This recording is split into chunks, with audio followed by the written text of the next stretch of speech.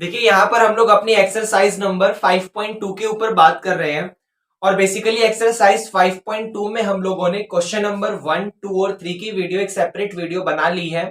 अब हम लोग यहाँ पर क्वेश्चन नंबर 4 पे आ चुके हैं और क्वेश्चन नंबर 4 से लेकर अप टू क्वेश्चन नंबर 20 तक सारी वीडियो सारे के सारे क्वेश्चन यहाँ पर एक ही वीडियो में होंगे।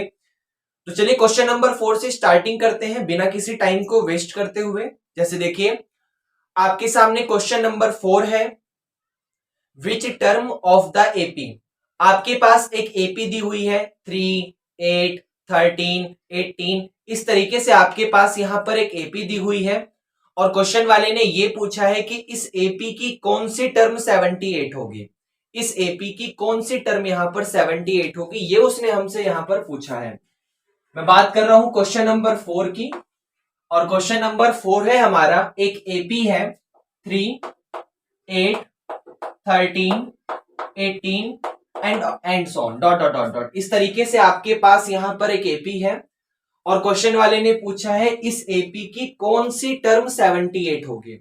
इस एपी की कौन सी टर्म 78 होगी।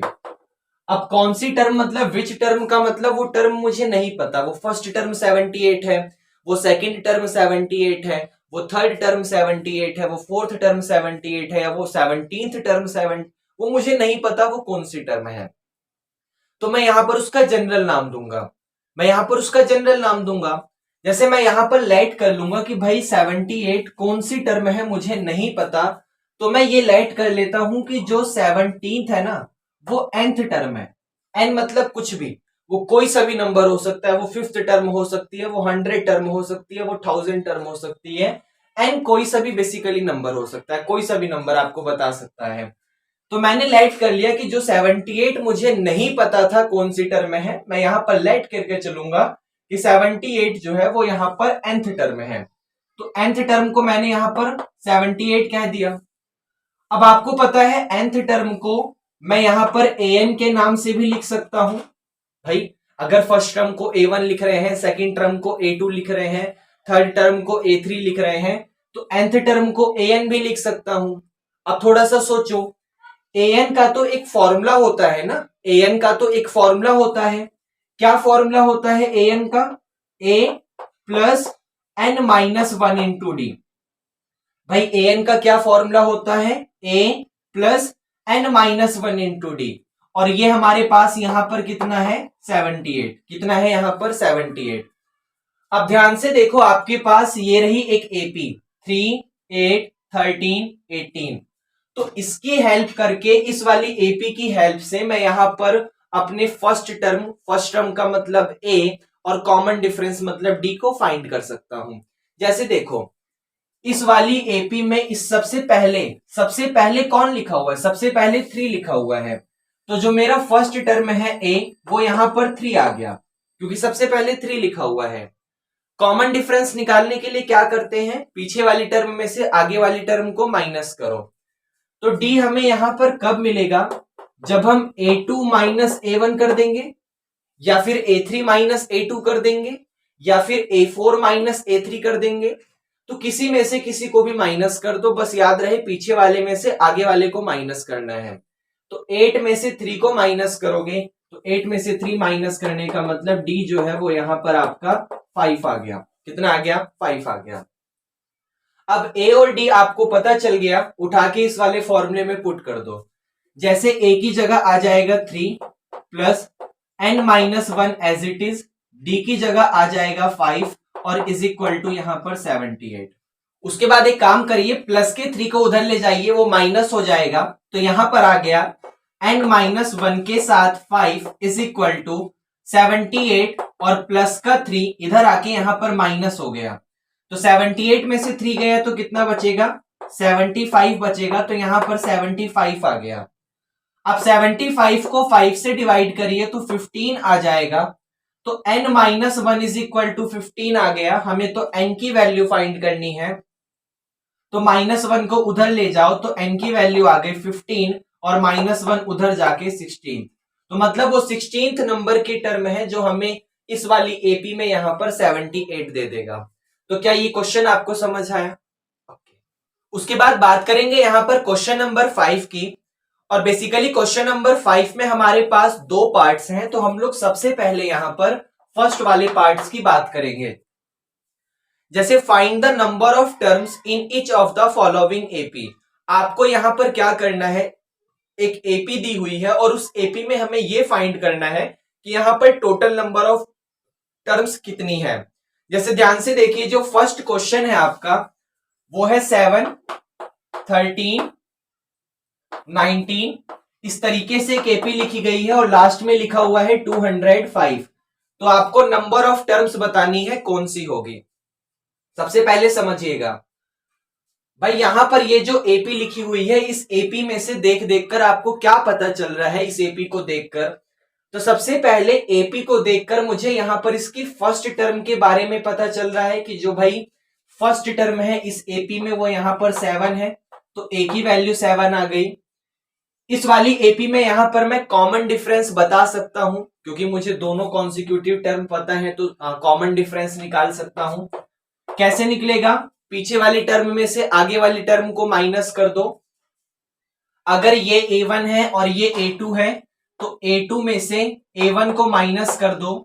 a2 है 13, a1 है 7, 13 में से 7 गया तो 6 आ गया। और इस वाली एपी में देखो, फर्स्ट टर्म पता है, सेकंड टर्म पता है, थर्ड टर्म पता है, और सबसे लास्ट में कुछ ना कुछ लिखा हुआ है। इसका मतलब इस वाली एपी में मुझे लास्ट टर्म भी पता है। भाई एपी में सबसे लास्ट में कुछ ना कुछ लिखा हुआ है 205, इसका मतलब इस वाली एपी में मुझे लास्ट टर्म भी पता है, और यहां पर लास्ट टर्म कितनी है, 205। कितनी है, 205। अब ध्यान से समझिएगा, अगर आपको किसी भी एपी के अंदर, ये याद रखिएगा चाहे कोई सा भी क्वेश्चन आ जाए, अगर आपको किसी भी एपी के अंदर उसकी लास्ट टर्म पता है लेकिन नंबर ऑफ टर्म्स नहीं पता, वही फाइंड करना है कितनी नंबर ऑफ टर्म्स है, तो हमेशा लास्ट टर्म को पकड़ो और इसका फॉर्मूला यूज कर दो।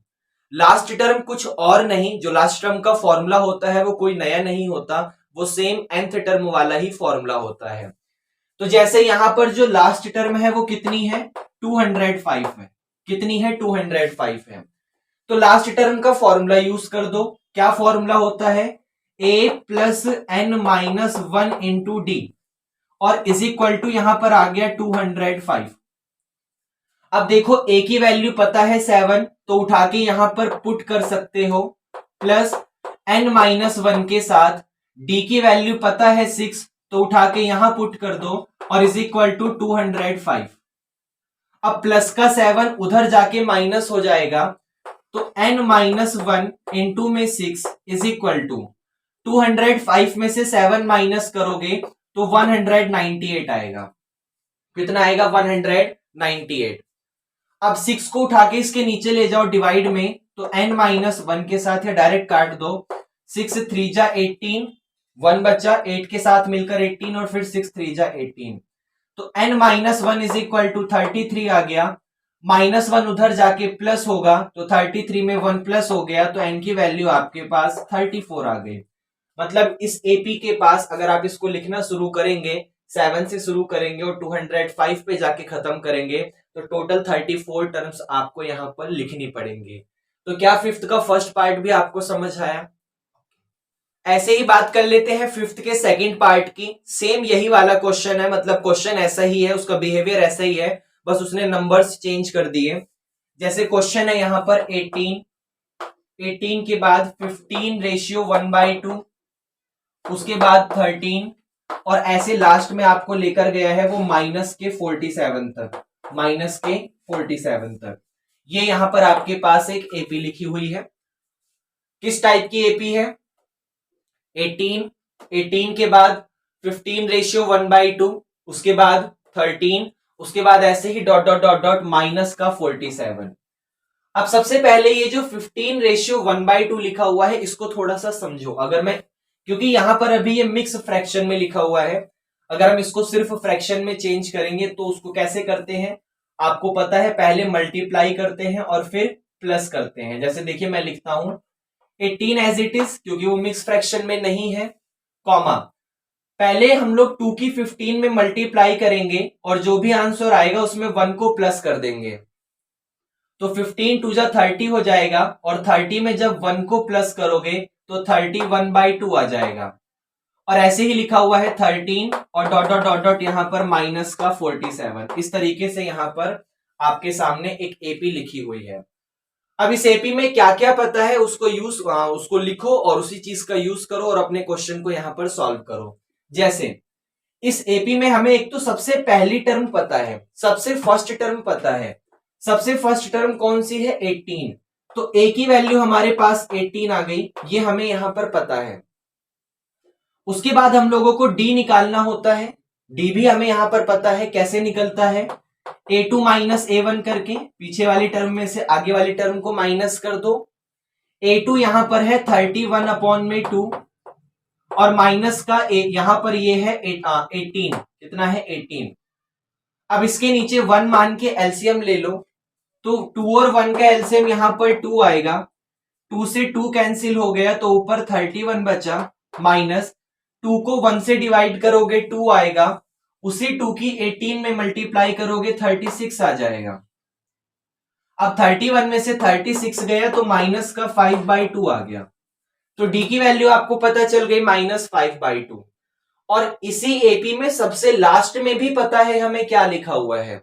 तो इसी एपी के सबसे लास्ट में मतलब एल की वैल्यू यहां पर माइनस का 47 आ गई, ये भी मुझे यहां पर पता चल गया। अब आपको पता है अगर किसी एपी के अंदर हमें एल की वैल्यू पता है तो हम उसका फॉर्मूला यूज कर सकते हैं। एल की वैल्यू यहां पर कितनी है? माइनस का 47 है, तो मैं फॉर्मूला यूज कर सकता हूं। एल का क्या फॉर्मूला होता है? a plus N minus 1 into D और इज इक्वल टू माइनस का 47। ये फॉर्मूला होता है। अच्छा, यहां पर a की जगह कितना है? 18। तो a की जगह है 18 प्लस n माइनस 1 के साथ d की जगह कितना है? d की जगह लिखा हुआ है माइनस का 5/2 और इज इक्वल टू यहां पर माइनस का 47। अच्छा, प्लस का 18 उधर जाके माइनस होगा, प्लस का 18 उधर जाके माइनस होगा, तो n माइनस 1 के साथ माइनस का 5/2 इज इक्वल टू माइनस का 47 और प्लस 18 इधर जाके माइनस हो गया। तो n माइनस 1 के साथ माइनस का 5/2। अब माइनस माइनस प्लस होता है तो 47 और 18 को प्लस कर दो, तो ये हो गया 8 और 7 15 का 5 कैरी 1 5 और 1 6 माइनस का 65 हो गया। अब यहां पर ध्यान से देखो, पहली बात तो माइनस से माइनस कैंसिल हो गया क्योंकि माइनस मल्टीप्लाई में था, कैंसिल हो गया। फिर 13 5 जा 65 होता है, तो जब 65 को 5 से डिवाइड करा 13 आ गया। अब ये नीचे वाला 2 वहां जाके मल्टीप्लाई में चला जाएगा क्योंकि यहां डिवाइड में है, तो 13 2 जा हो गया 36। तो n minus 1 is equal to यहां पर 13 2 जा 26, सॉरी 13 2 जा 26 हो गया। अब -1 उधर जाके प्लस होगा तो n की वैल्यू यहां पर 27 आ गई। मतलब अगर आप इस एपी को लिखना स्टार्ट करोगे 18 31/2 13, तो ऐसे करते करते माइनस का 47 आपको 27 नंबर पे मिलेगा। तो क्या ये फिफ्थ का सेकंड भी आपको समझ आया?